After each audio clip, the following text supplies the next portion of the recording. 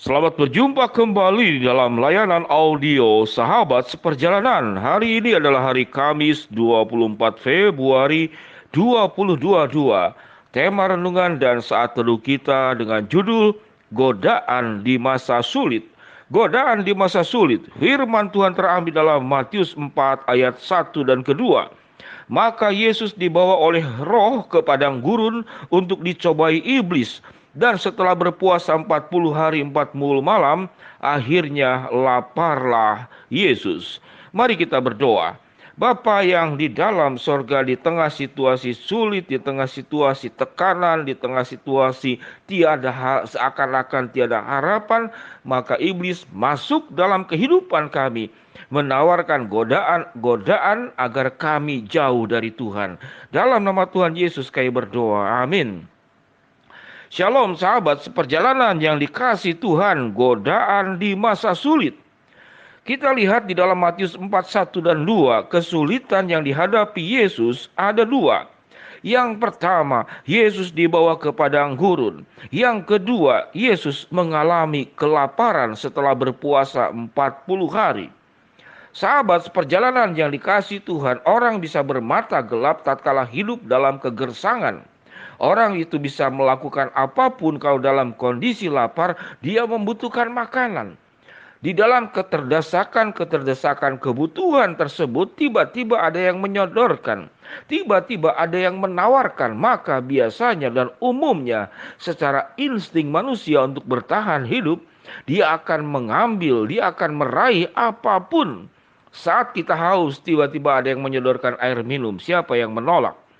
Saat kita butuh uang, tiba-tiba ada yang memberikan tanpa kemudian ada syarat apapun, siapa yang tidak akan menerimanya? Tatkala kita sendiri, tiba-tiba ada yang mau mendekati kita menjadi sahabat buat kita, siapa yang akan menolaknya? Sahabat seperjalanan, di atas segala sesuatu kegersangan hidup kita, kita mengalami lapar tidak hanya dalam artian makanan, tapi dalam artian kekurangan dan kita sedang punya kebutuhan mendesak. Maka ada satu janji Tuhan yang memang Tuhan sediakan.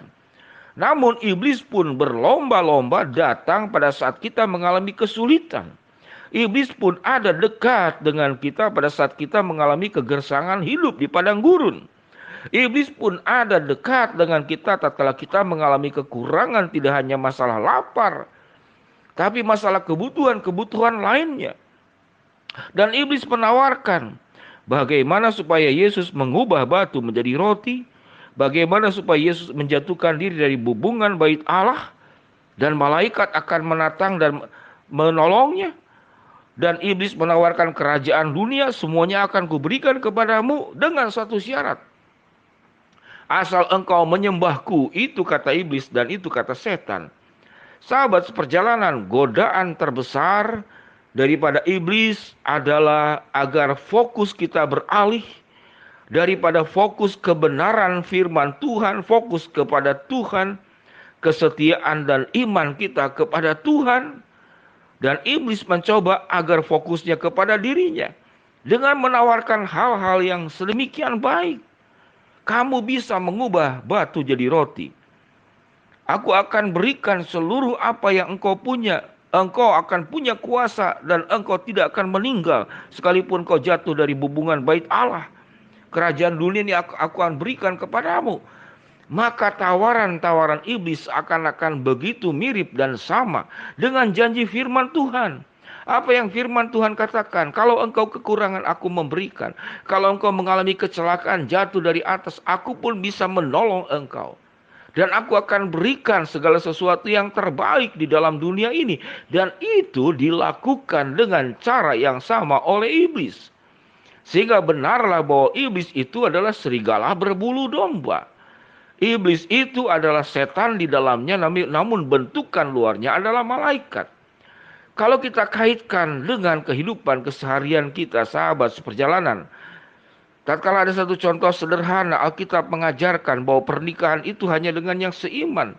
Namun ada orang yang sedemikian baik hati, secara karakter, lalu meminta engkau menikah dengan dia, padahal jelas berlainan iman. Namun Tuhan mengajarkan tidak boleh. maka engkau harus taat kepada Tuhan sekalipun tawarannya sedemikian baik. Tatkala engkau berbisnis, ada keuntungan tatkala engkau sedemikian membutuhkan. Namun caranya jelas itu curang, itu melanggar hukum, itu pencurian. Itu adalah cara-cara yang keliru. Bisnis-bisnis gelap yang dilarang oleh hukum Tuhan dan juga hukum negara. Maka iblis berkata, tidak apa-apa. Itu engkau sedang membutuhkan. Siapa yang akan peduli kepadamu kalau bukan aku? Itu kata setan. Dan kita bisa tergoda. Sahabat seperjalanan yang dikasihi Tuhan, pada saat engkau mengalami masalah rumah tangga sedemikian berat dengan pasanganmu, dan pasanganmu sedemikian buruk, berlaku buruk kepada engkau, maka datanglah pribadi lain yang datang kepada engkau. Aku akan memberikan kasih sayang, aku akan memberikan kehangatan, aku akan menolong kesepianmu. Apa yang terjadi? Sama juga dengan anak-anak sekolah, anak-anak yang baru lulus sekolah, yang sedang mau terjun mencari uang, mencari pekerjaan. Ada banyak tawaran-tawaran flexing disebutnya itu, yang berbentuk seakan-akan trading, seakan-akan saham, namun sebetulnya itu perjudian. Tidak ada produk yang terjadi di sana, barang yang diproduksi tidak ada. Maka itu perjudian, lalu ditawarkan dalam waktu 3 bulan engkau investasi 1 juta, maka akan jadi 10 juta. Bahkan ada yang berani menyebutkan sampai lebih daripada 10 juta. Dan itu tawaran luar biasa, dan itu yang ditawarkan oleh iblis. Iblis tidak pernah benar-benar akan memberikan roti sewaktu engkau ada batu. Iblis tidak akan pernah benar-benar memberikan kerajaan, sebab iblis sebetulnya adalah fakir miskin. Iblis tidak punya apa-apa. Iblis tidak menciptakan apapun di dalam dunia ini. Karena segala sesuatu yang ada dalam dunia ini adalah milik Tuhan, kepunyaan Tuhan. Lalu iblis mengaku-ngaku, aku punya segala-galanya. Dan aku akan berikan kalau engkau membutuhkan. Itu kata iblis, itu kata setan. Sahabat seperjalanan, semua godaan terlihat indah di bagian depannya. Namun sewaktu engkau menerima godaan itu, mengambilnya, menikmatinya, menjalaninya, menghidupinya, maka di penghujung godaan adalah kehancuran. Kehancuran rumah tanggamu, kehancuran akan karaktermu, engkau menjadi orang yang terjerumus ke dalamnya, kehancuran kepercayaan orang kepadamu, dan kehancuran hubunganmu dengan Tuhan. Engkau meninggalkan Tuhan dan mendengarkan suara setan, suara iblis.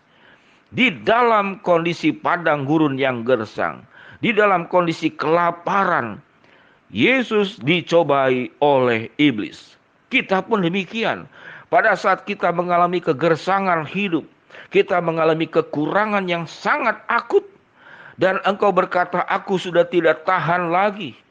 Kalau tidak ada kemudian yang menjawab seluruh masalah hidupku, kebutuhan hidupku, maka aku akan mati hari ini. Itu adalah pemikiran dan penilaian hidupmu. Sehingga sewaktu tawaran godaan itu datang di hadapanmu, engkau menjadi seperti hiu yang lapar. Apapun yang ada akan disantap, ditelan, dan kemudian diraihnya. Sahabat seperjalanan, kita tahu di akhir godaan iblis adalah kehancuran. Oleh sebab itu, apapun seindahnya, semenarik apapun, semempesona apapun, katakan di dalam Tuhan aku tidak pernah akan dengar suara iblis.